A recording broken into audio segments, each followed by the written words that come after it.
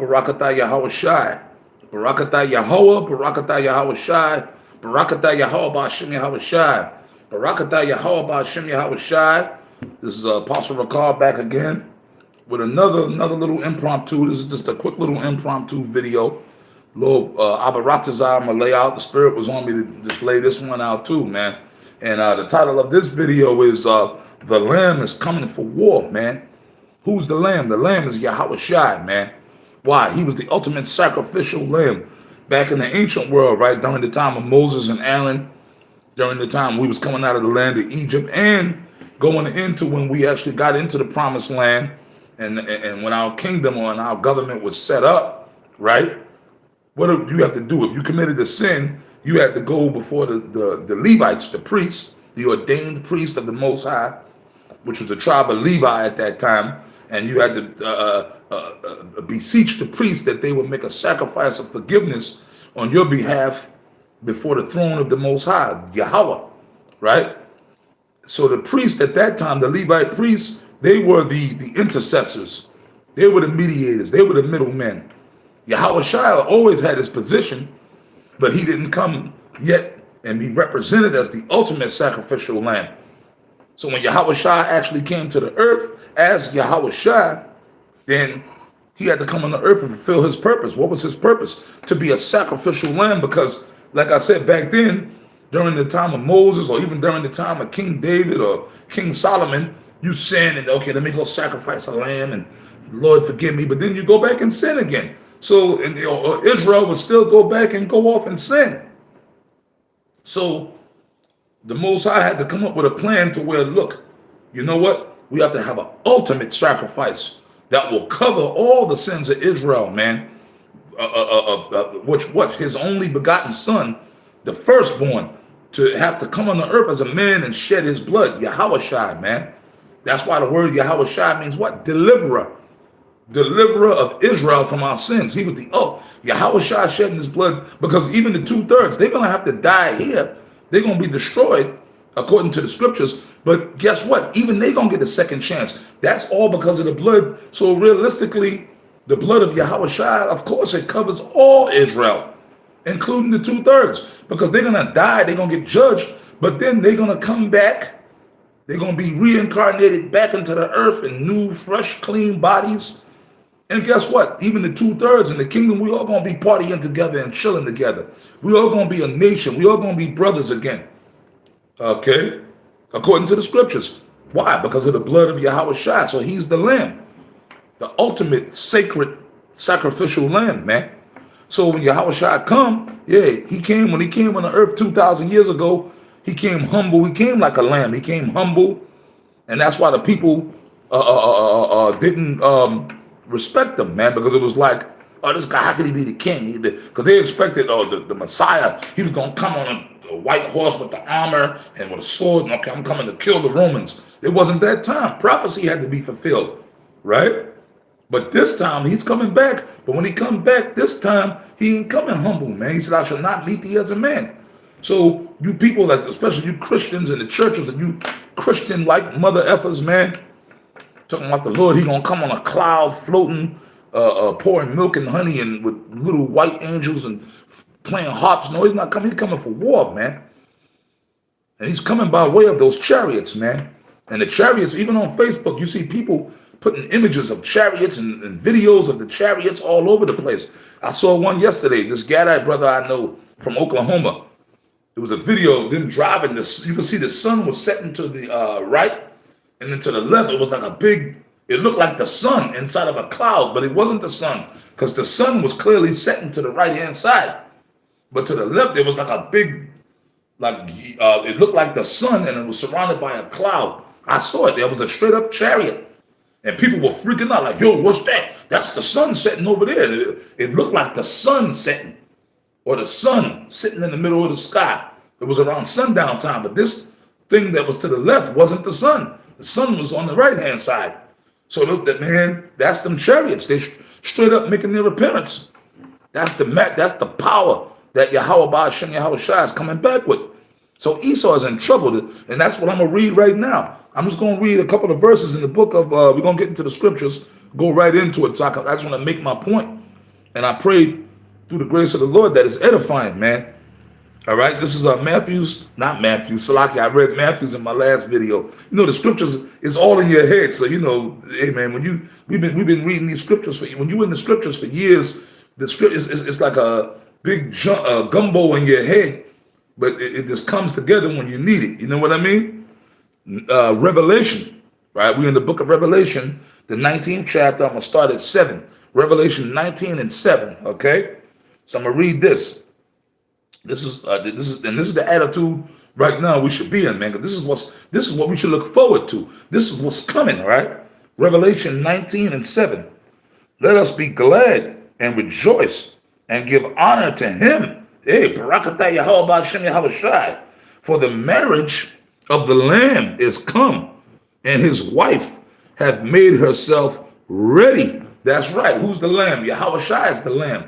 And his wife have made herself ready. The wife, we're the wife, Israel, starting with the elect of Israel.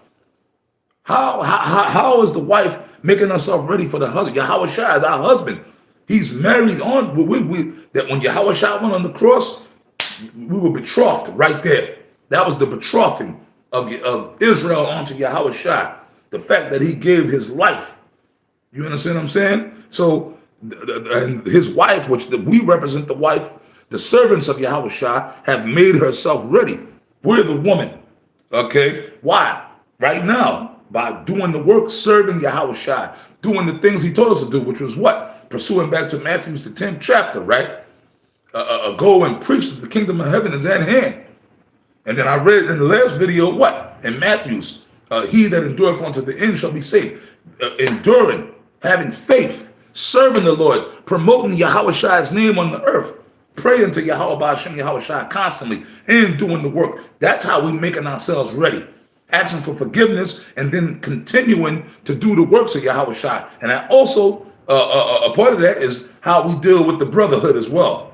Because when you're dealing with each brother, man, these brothers, these are not our men. These are Yahawashai's men. So we have to be careful how we deal with the flock, man. Dealing correctly with brothers, man. Showing brotherly love. All that is a part of it, man. Okay, so when Yahawashai come, we say we can be ready. We can stand before the Lamb, our husband, and be like, yeah, hey, Abaratazah Yahweh Hashem Yahawashai, I served you and did what you told me to do. Okay, now we're going to jump down to the 11th verse. Revelation 19 and 11. And I saw heaven open, and behold, a white horse, and he that sat upon him was called faithful and true, and in righteousness he doeth judge and make war. That's right, that's Yahawashai. The white horse just represents purity. He's not actually going to come on a white horse. Okay, I know, like back in One West, you know, brothers, when you were back in the One West, they had pictures on the wall. When I first came into school, I actually thought that was literal, because they had paintings. Brothers had made paintings of it. It was symbolic though, of Yahawashai with the armor on a white horse with a sword coming. And you know, when I first came into truth, I actually thought it was going to go down like that. Oh damn, I thought Yahawashai was actually going to come in a horse, but no, the horse just represents purity, and a horse is a power, is a symbol of being exalted. Okay, like when you see a man on a horse, he's exalted in purity. So Yahawashai coming, he gonna come in that power, that exalt. He gonna be exalted, and he's coming in power. Okay, but he said in righteousness he gonna judge and make war. So when Yahawashai come, that's when we all gonna be judged in that day, whether you are worthy or whether you are not worthy. And he gonna make war, because when Yahawashai come, and that fathership that he gonna come in, and other chariots are gonna come, them what the white man calls UFOs, they're gonna come, and the chariots are gonna be zapped like you see in the movies.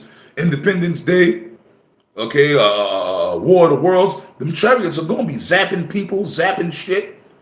Simultaneously, the missiles are gonna be coming down. It's gonna be a terrible destruction, man. Okay, this place is done, man. And you damn right, we're supposed to talk about it, because that's prophecy. We're supposed to talk about it. Okay, now we're gonna jump down to the 19th verse. Revelation 19:19, right? And I saw the beast and the kings of the earth and their armies gathered together to make war against him. Who's the him? The Lamb, the same Lamb that sat upon the horse, and against his army. That's right. Because them devils, they're going to be shooting missiles on each other. But at some point, they actually going to stop fighting each other. The missiles are already going to be launched. So their armies and their jet fighters and their technology, at the last moment, they're going to say, you know what, let's come together and try to fight him, because he's the real enemy, right? So they're going to send their, like in that movie Independence Day, they're going to send their stealth bombers and their top jet fighter, Top Gun, Iron Eagle, and they're going to actually go up against the chariots and start shooting their little missiles and technology at Yahasha and the chariots when they come. And the beast was taken, and the beast was taken, and with him the false prophet, the elites, the Illuminati, Esau, right? That's primarily because he's the false prophet, because they're the ones performing miracles on the left-hand side. They're witchcraft, right? Because the beast represents Esau and his system, right? The elites, the false prophet, they control that. The elites, right?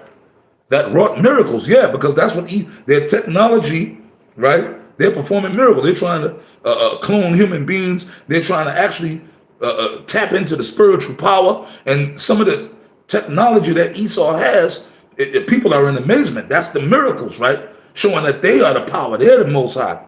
Okay? Wrought miracles before him, with which he deceived him that had received the mark, the RFID microchip, because that's why a lot of people are going to take the mark, because they were showing you, man, when you take that chip, wow, you'll be able to see things and hear things. You could go online and you could tap into certain things, right? That's why they want to chip the animals too. If you get the chip, you can actually go on an app and you can actually see what it's like to be in the sky flying with an eagle, because the eagle got the chip in it. Yeah, all that shit.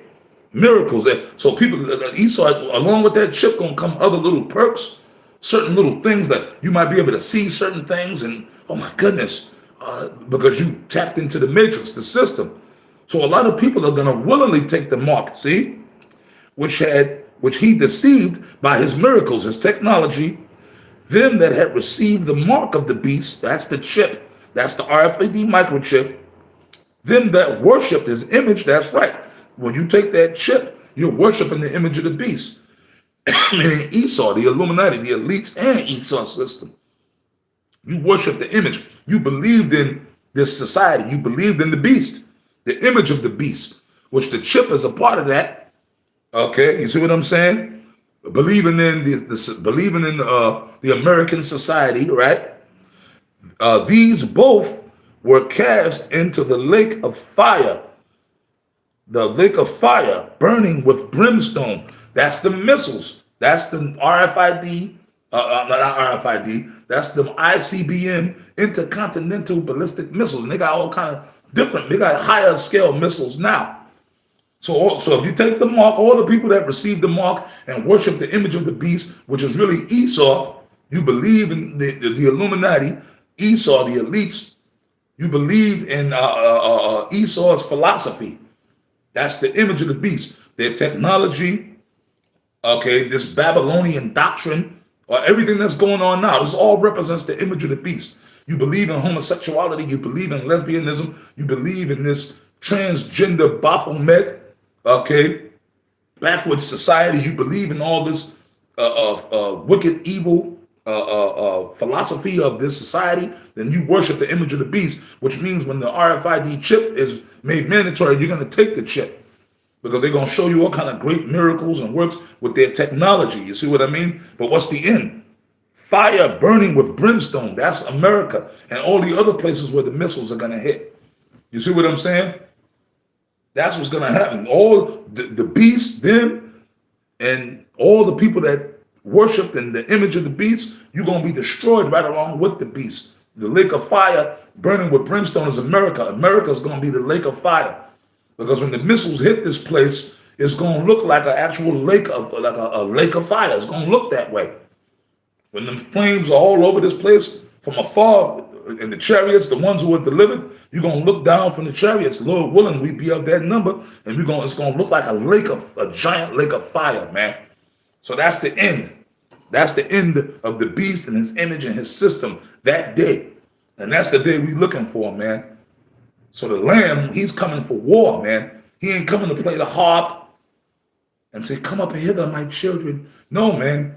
He's coming for war, man. The Lamb is Yahasha, who the world calls Jesus Christ. That's what he's coming back for. He's coming back for an ugly deal, man. If you on the wrong side. Now, if you on the right side, if you are part of that narrow road, those who walk the straight gate, it's good for you. Okay, Abaratazai, that's the side we want to be on. That's why we doing the work. That's why we pushing these videos out. That's why we get our ass down to the camp. And we serious and sincere about this thing, as we have been for many years. And through the grace of the Lord still got us here doing the work. What did the Bible say? There is no condemnation to them that are in Yahasha. That's right. If you've been in the truth 30 years and you still here doing the work, that's a glorious thing. That the Lord gave you that type of perseverance and stamina spiritually to still be in the truth, or despite all the hell and things you went through. That's something to be applauded. Okay? So with that, I'm going to wrap it up. I pray the video was edifying. I say shalom.